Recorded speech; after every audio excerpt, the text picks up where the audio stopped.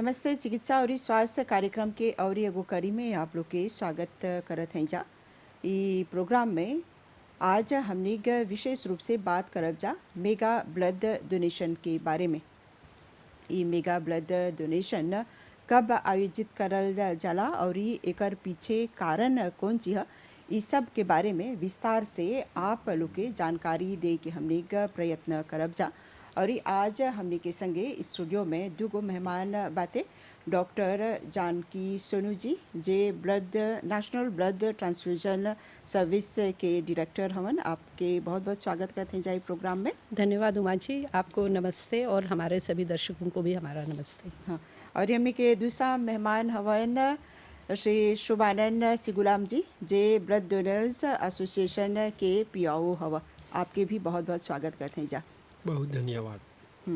तो सबसे पहले हम डॉक्टर सोनू जी से पूछती, जब हमने के ई मेगा ब्लड डोनेशन के आयोजन करीला जा हर बरिस, एगो जौन व्यक्ति बाते वो अक्सर खून देवेला।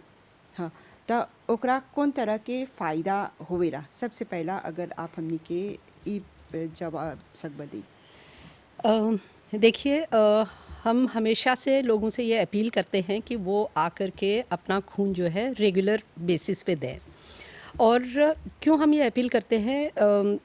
सबसे पहले हमको ये समझना चाहिए कि जब कोई ब्लड डोनेशन करता है तो जो उससे खून लेते हैं उसकी एक डिफाइंड शेल्फ लाइफ होती है। हम उसको हमेशा के लिए नहीं रख सकते हैं।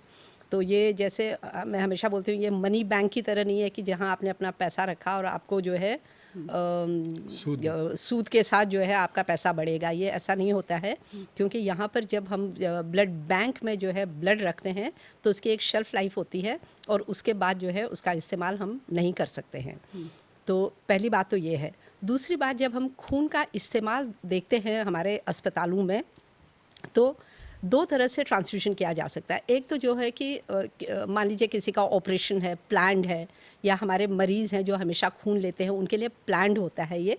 लेकिन बहुत समय ऐसा होता है कि खून जो है एक इमरजेंसी में ज़रूरत पड़ती है। मान लीजिए किसी का एक्सीडेंट हो गया, या मान लीजिए कोई महिला जो है अपने चाइल्ड बर्थ के समय बहुत सारा खून अगर उनका बह गया, तो ये जो है इमरजेंसी सिचुएशंस होती हैं जबकि हमको तुरंत खून की आवश्यकता पड़ती है।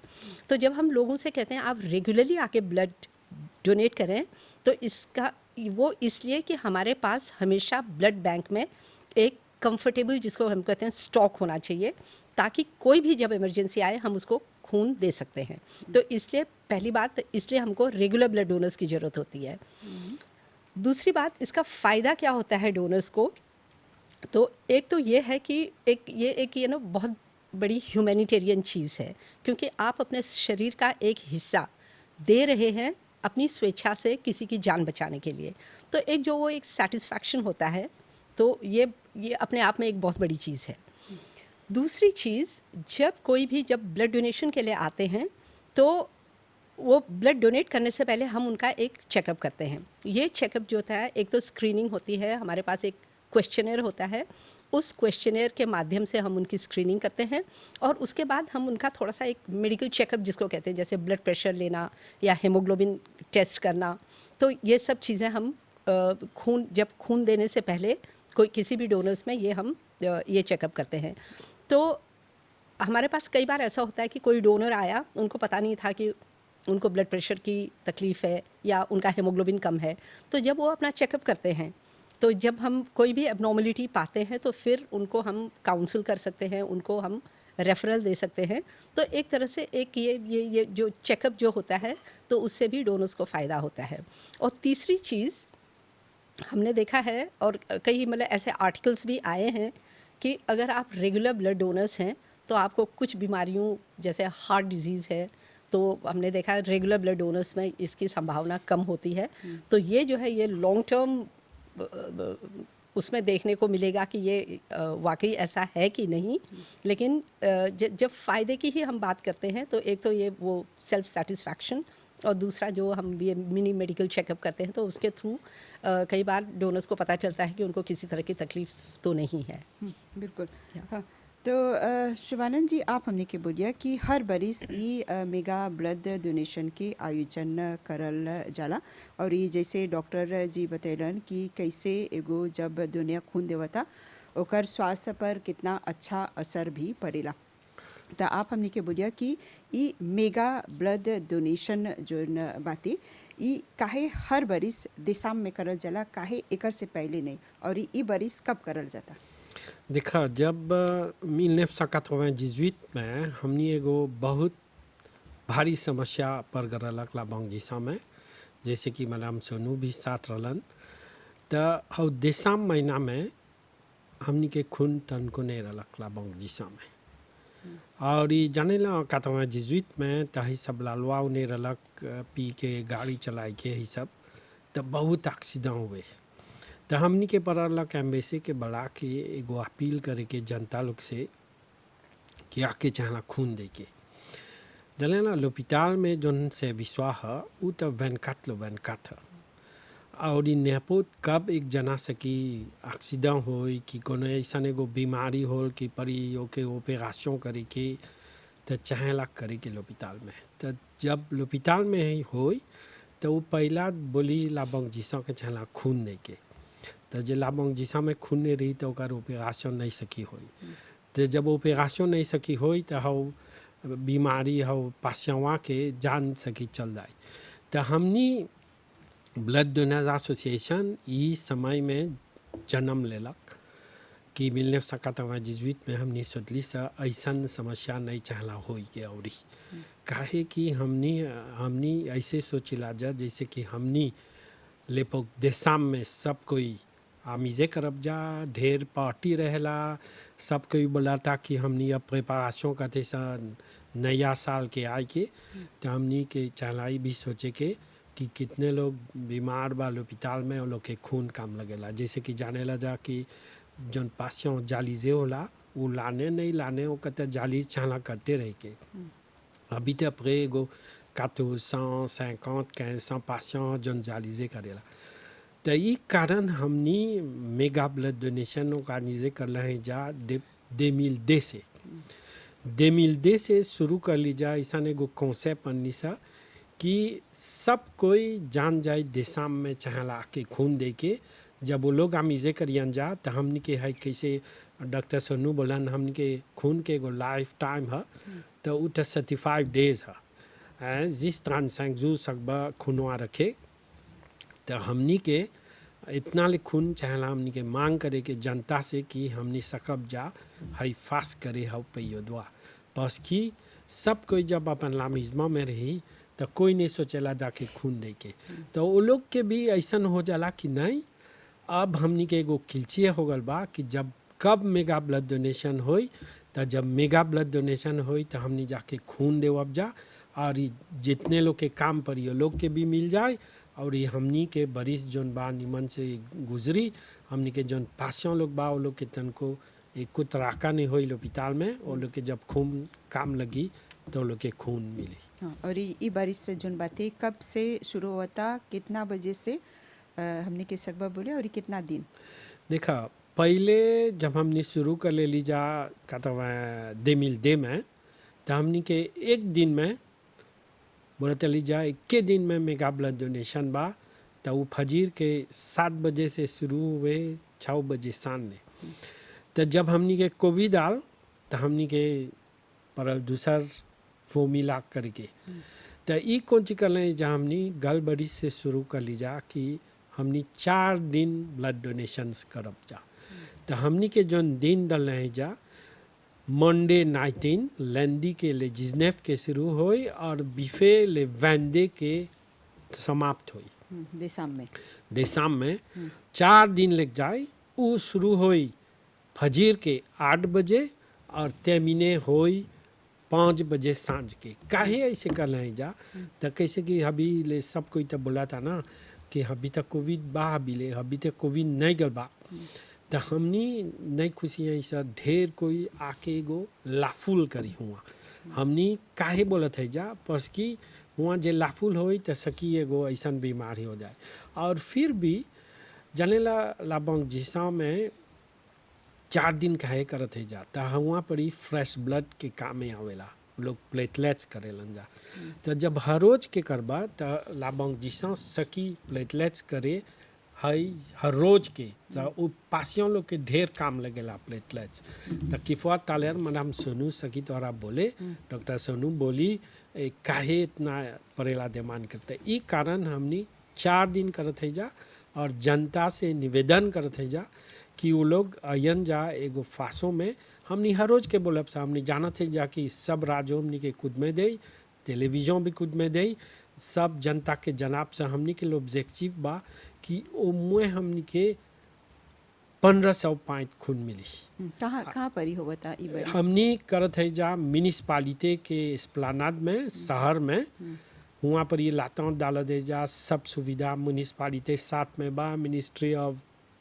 हेल्थ एंड वेलनेस भी बा लाबंग जिसा भी बा ब्लड डोनर्स म्यूनिसिपालिटी पुलिस सब कोई मिलजुल के ये वैनमवा करत है जा ताकि जनता ऐसा फांसों में यन जा कि वो लोग जानत हुआ जा यहाँ लाफुल नहीं चाला करे के हमनी वो लोग के बोलते जाप जा कि अभी हमनी के कमी बा चहला आई के तो हमनी अपील करब सा जमे सब कोई ऐसा फांसों में यन जा कि वहाँ हमनी के खून मिलते रही और लाबंग जिसाओं के भी ओके खून मिली जमे हुआ सकियन जा प्लाकेट करे डॉक्टर सोनू जिसे मेडिकल टर्म पर दिखी रह जा कि ई जब एगो पाइंट खून जमा करल जाला त ओकरा डिपोताजी करल जाला कैसे कौन कौन कैटेगरी में देखिए जब कोई ब्लड डोनेट करता है तो हमारे खून में क्या क्या होता है हमारे खून में एक तो जो होता है जो लिक्विड जो उसका पार्ट होता है उसको हम कहते हैं प्लाज्मा और उस प्लाज्मा में जो है वो खून के जो सेल्स होते हैं जिसको हम कहते हैं red blood cells globule whose globule block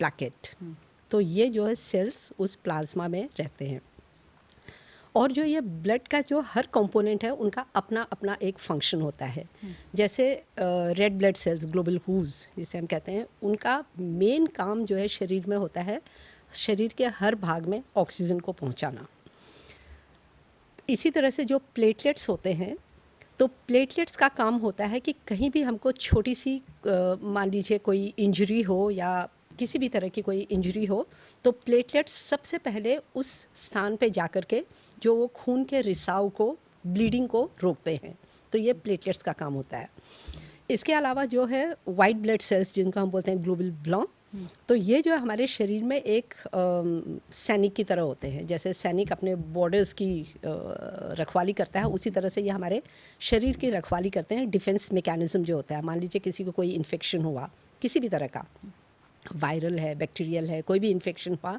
तो सबसे पहले ये जो वाइट ब्लड सेल्स आ करके हमको इनसे प्रोटेक्शन देते हैं तो ये तो जो 3 सेल हैं ये इनका ये काम हुआ उसके अलावा जो प्लाज्मा है प्लाज्मा में भी कई तरह के प्रोटीन्स होते हैं बहुत तरह के प्रोटीन्स होते हैं और उनका अपना अपना एक फंक्शन होता है तो इस प्लाज्मा में एक तरह का जो प्रोटीन्स होते हैं जिसको हम कहते हैं कोएगुलेशन फैक्टर्स तो ये कोएगुलेशन फैक्टर्स क्या करते हैं ये भी जो है जब कभी चोट लगती है तो उसमें जो है ब्लीडिंग को ये रोकते हैं तो जब हमको चोट लगती है तो उसका एक प्रोसेस होता है सबसे पहले तो प्लेटलेट्स आकर के टेम्परेली उस ब्लीडिंग को रोकेंगे और उसके बाद जो है जो ये प्लाज्मा कोएगुलेशन प्रोटीन्स होते हैं ये आते हैं और ये भी अपना उसके रिएक्शन से जो है एक तरह से एक वो प्लग बनाते हैं ताकि ब्लीडिंग रुक जाए तो जिन मरीज़ों में प्लेटलेट्स की कमी होती है तो उसमें हम देखते हैं कि उनको ब्लीडिंग टेंडेंसी बहुत होती है और ब्लीडिंग जैसे आपके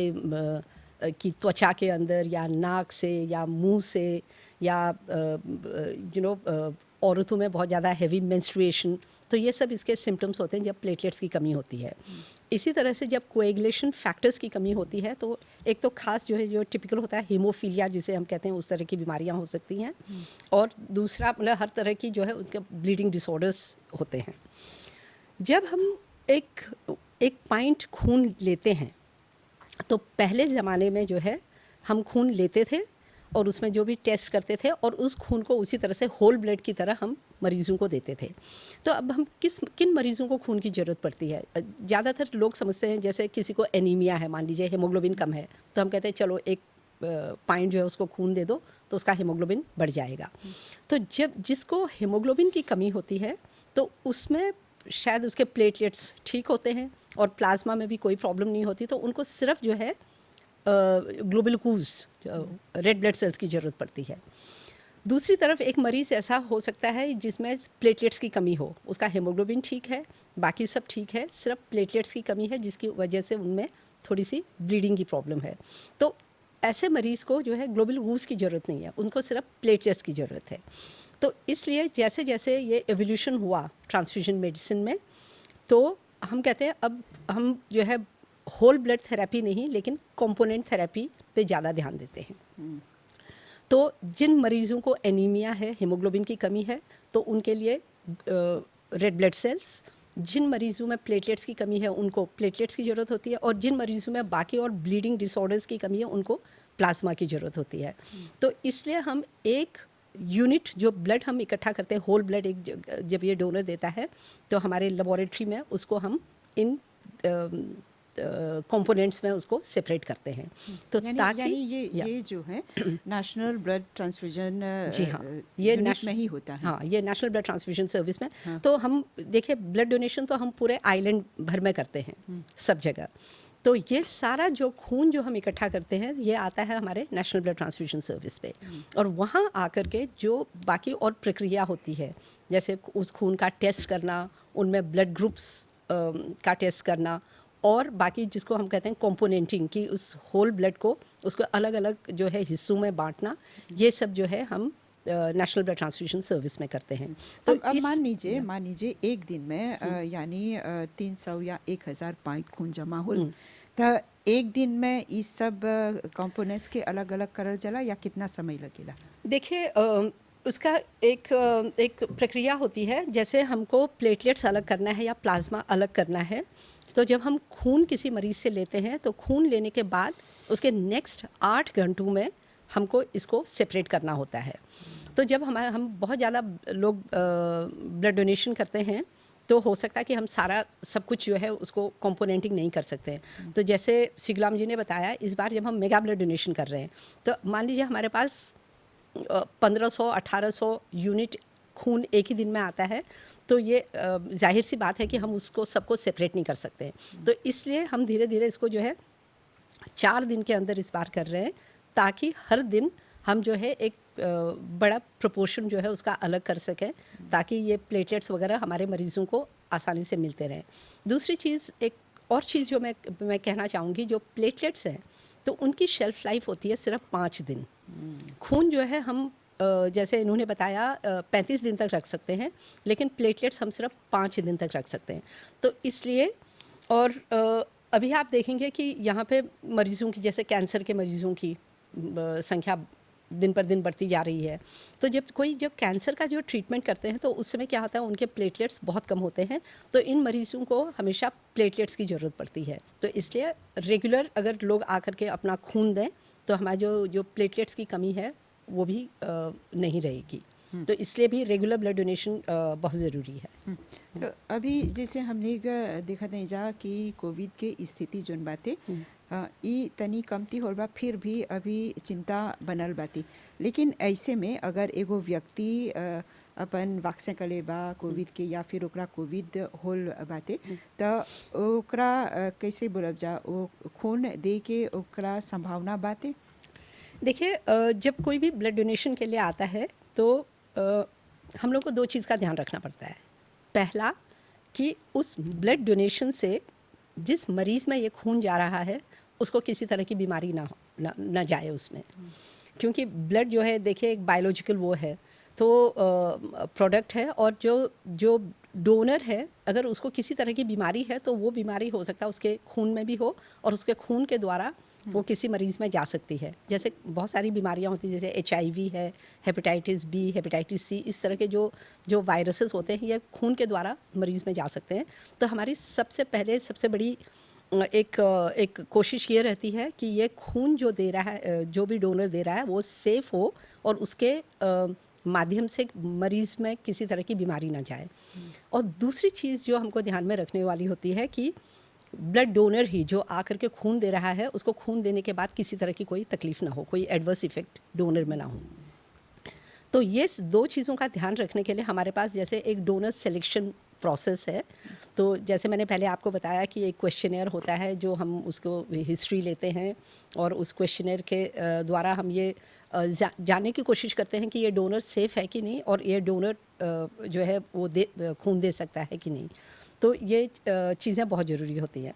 आई बात कोविड की, जब कोविड आया था यहाँ पे 2020 में, तो हम सभी जानते हैं कि लॉकडाउन हुआ और बड़ी तकलीफ़ सभी लोगों को हुई कोविड की वजह से, और हमारे जो है ब्लड डोनेशन पे भी बहुत ज़्यादा असर पड़ा, क्योंकि कोविड रेस्ट्रिक्शंस में लोगों का आना जाना संभव नहीं था कि वो आकर के कहीं भी जाकर के ब्लड दें। फिर भी कोविड के बावजूद बहुत सारे जो एसोसिएशन, ब्लड डोनर्स एसोसिएशन, इन लोगों ने बहुत बड़ा काम किया। हम लोगों ने पुलिस से जो है स्पेशल परमिशन ली कि हमारी टीम जो है जा सके। हम डोनर्स को हॉस्पिटल वो नहीं आ सकते थे, लेकिन जहाँ पर वो रहते हैं, एक जैसे फैमिली में 20-25 लोग हैं, तो वो अपना ब्लड डोनेट करते थे। तो ये हम लोगों ने इस तरह से वो किया। लेकिन अच्छी बात यह है कि उस समय खून की, क्योंकि बहुत सारे लोग अस्पतालों में नहीं थे, तो खून की उतनी ज़्यादा डिमांड भी नहीं थी, तो हम लोगों ने इस तरह से मैनेज किया। हाँ, डेफिनेटली कोविड की वजह से हमारे डोनर्स में ये खून जो ब्लड डोनेशन में फ़र्क पड़ा, और ये सिर्फ हमारे यहाँ नहीं, सारी दुनिया भर में इसका फ़र्क पड़ा कि हमारे पास कम डोनर्स और कम खून था। और उसके अलावा मान लीजिए किसी को कोविड है, बहुत सारे जो है जिसमें आपको एक्टिव इन्फेक्शन है, किसी भी तरह का कोविड है या फ्लू है या कोई बैक्टीरियल इन्फेक्शन है, तो आप ऑब्वियसली उस समय खून नहीं दे सकते हैं। और उसके अलावा जो हमारी कुछ गाइडलाइंस वैक्सीनेशन के लिए भी थी कि अगर जब आपने कोई वैक्सीन कोविड का लिया या बाकी और तरह के कोई वैक्सीन, तो एक पीरियड होता है जबकि जिसमें वो आप जो है खून नहीं दे सकते हैं। तो इन सब चीज़ों का भी हम लोगों के ब्लड डोनेशन पे असर पड़ा।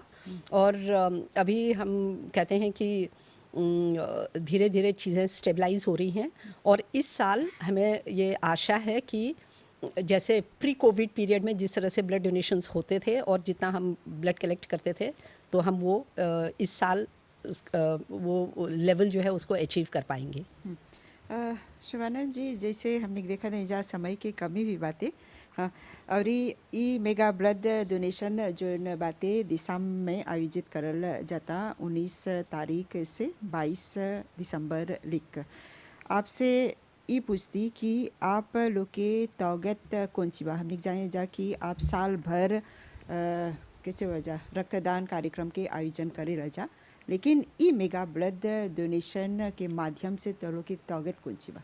हमनी के हाई बरिस के एगो टाइम दले जा, जैसे कि जानेला जहाँ भी बहुत नौजवान लोग खून नहीं देवेला, और हमनी के जन पॉपुलेशन है जन ब्लड डोनेशन के बहुत कमी हो गल बा, तो हमनी एगो टाइम दले जा, इंग्लिश में बोलेला जा गिव एंड लेट लिव, और क्रियोली में हमनी बोला हैं जा लावी नु फामी पेना प्री। समझिए, हमनी हाई बोले को दे जा कि जितने लोग बा जहाँ लोग के सोचे के कि अभी तोरा खून के काम नहीं लगा था, तो सकेला काल तोरा खून के काम लगी। हमनी के नहीं सहला सोचे के कि हमनी के लेको में खून बा, तो जैसे कोई मलाद हो जाए हमनी के परिवार, तो हम जब तुझसे खून दे नहीं। हमनी के जब खून में, हमनी के लेको में जब खून बा, तो पहला जब देबा तो ओके चाहला एनालिज करेगी, ओके चाहला देखे के लाभंग जिसम में पंगार कोनो बीमारी बा कि खूनवा परे सकी हाउ पासियवा के मिल जाए, तो ये सब करबा तो लेता लेवेला, एक दिन में तो नहीं होला, एगो 3-4 दिन लग जाला ओकर ब्लड ग्रुपिंग ओकर सब करियन जा। तो ई हमनी काहे बोलेला सा जनता लोग दे के कि हमेशा लाभंग जिसा के जब ओकर लाभंक में देखबा तो खून बा, ताकि चुचुत हाउ पासियवा के कामे आई।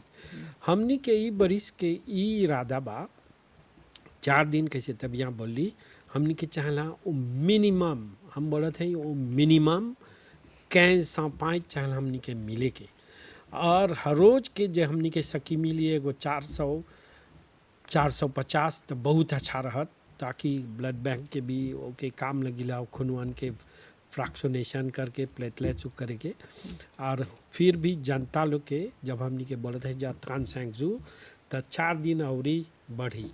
तो ये हमनी के मांग बात जनता लोग से कि सुने के आई के वहाँ पर रहब जा म्यूनिसपालिटी लाग ले जिसने फो वेंडे दे शाम कि आके खून दे के परिवार साथ आई के और जब लड़का लोग के भी लेके आई के, क्योंकि काल जब लड़कन बड़ा हो जाए जा तो वो लोग भी सोचे जा कि हमार पिताजी हमार माताजी खून देवतलन तो हम भी खून देव। बिल्कुल हाँ। और डॉक्टर सोनू जी, आप आखिर में कौन तरह के निर्देश देवे खोजबा जो लोग ई रक्तदान कार्यक्रम में अपन उपस्थिति दियन जा? देखिए, सबसे पहले तो जो हमारे रक्तदाता हैं और बाकी जो हमारे ऑर्गेनाइजर्स भी हैं, ब्लड डोनर्स एसोसिएशन एक है लेकिन हमारे बहुत सारे और भी ऑर्गेनाइजर्स हैं, साईं बाबा ग्रुप है और बाकी बहुत सारे जो है हम लोग के ऑर्गेनाइजर्स हैं जो हम ब्लड ट्रांसफ्यूशन सर्विस की मदद करते हैं रेगुलर ब्लड डोनेशन ऑर्गेनाइज करने में। तो सबसे पहले तो हमारे सभी रक्तदाताओं का और हमारे सभी ऑर्गेनाइजर्स का हम धन्यवाद करना चाहेंगे, क्योंकि उनके बगैर जो है ब्लड बैंक नहीं एग्जिस्ट करेगा, क्योंकि ब्लड बैंक में अगर खून नहीं है तो कोई ब्लड बैंक का कोई अस्तित्व नहीं रहता है। तो सबसे पहले ये। दूसरी चीज़ जो है, जैसा हमने कहा, आप जो ब्लड डोनेट कर रहे हैं तो किसी की जान बचाने के लिए कर रहे हैं, और ये चीज़ हमेशा ध्यान में रखनी चाहिए कि हम किसी की जान बचाने के लिए ये कर रहे हैं। हम ये ध्यान रखें कि अपने ब्लड डोनेशन के माध्यम से हम किसी को किसी तरह की बीमारी ना दें। तो इसलिए कुछ जो होती कंडीशंस होती हैं जिनमें कि एक व्यक्ति जो है उसको हायर रिस्क होता है कई बीमारियों का, जैसे HIV है, मैंने पहले कहा HIV, hepatitis B, hepatitis C, ये इस तरह की बीमारियां हैं कि जो अगर आप में हैं तो आप उसको ट्रांसमिट कर सकते हैं। और दूसरा, आप में कई रिस्क फैक्टर्स होते हैं जिनमें कि मरीज़ों को, मतलब इन लोगों को इस तरह की बीमारियां हो सकती हैं। तो अगर आप किसी भी इस तरह की रिस्क कैटेगरी में आते हैं कि आपको लगता है, जैसे एक एग्जांपल है जो IV ड्रग यूज़र्स हैं, अगर कोई सिरिंज ये अपना वो कर रहे हैं, शेयर कर रहे हैं, तो वो हायर रिस्क में आते हैं। कई सेक्सुअल एक्टिविटीज़ होती हैं जो कि आपको हाई रिस्क में ला सकती हैं।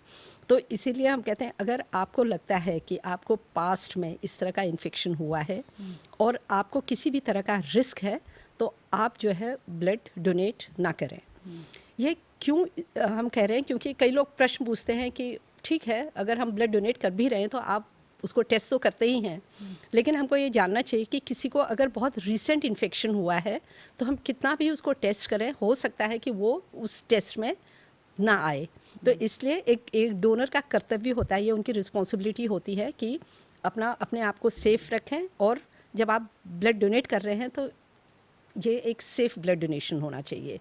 तो ये हम दूसरी अपील करते हैं कि लोगों से कि आप हमारी अपील तो ये होती है कि आप आकर के खून दें, लेकिन अगर आपको लगे कि आपको किसी तरह का भी रिस्क है तो आप जो है उस स्थिति में खून ना दें। और तीसरा, जैसे मैंने बताया कि रेगुलर ब्लड डोनर्स की बहुत ज़रूरत होती है। तो रेगुलर ब्लड डोनर्स जो हमें ये हमारी मदद करते हैं कि एक हमारे पास स्टॉक, एक टेस्टेड और सेफ़ ब्लड स्टॉक हमेशा रहे। तो इसलिए मैं अपील करती हूँ कि सब लोग रेगुलरली आकर के ब्लड दें। और यहाँ मॉरिशस में हम सभी पुरुषों से अपील करते हैं कि वो हर 4 महीने में आकर के अपना ब्लड डोनेट कर सकते हैं, तो साल में 4 बार वो कर सकते हैं। और महिलाएं जो है हर 4 महीने में आकर के, पुरुष लोग हर 3 महीने में और महिलाएं हर 4 महीने में अपना ब्लड डोनेट कर सकती हैं, ताकि साल में जो है पुरुष 4 बार और महिलाएं 3 बार अपना ब्लड डोनेट कर सकें। तो ये हमारी सबसे अपील है। और जैसे श्री गुलाम जी ने बताया कि स्पेशली यूथ जो यंगस्टर्स हैं, उनसे हमारी अपील है, क्योंकि अगर यंग एज में आप ब्लड डोनर बनते हैं तो आप जो है बहुत सालों तक जो है रेगुलर बेसिस पे अपना ब्लड डोनेट कर सकते हैं। तो हमारी जो यूथ, जो हमारे जो युवा लोग हैं, उनसे खास अपील है कि वो अपने आप को जो है रेगुलर ब्लड डोनर की हैसियत से एनरोल करें और लोगों की जान बचाने में हमारी सहायता करें।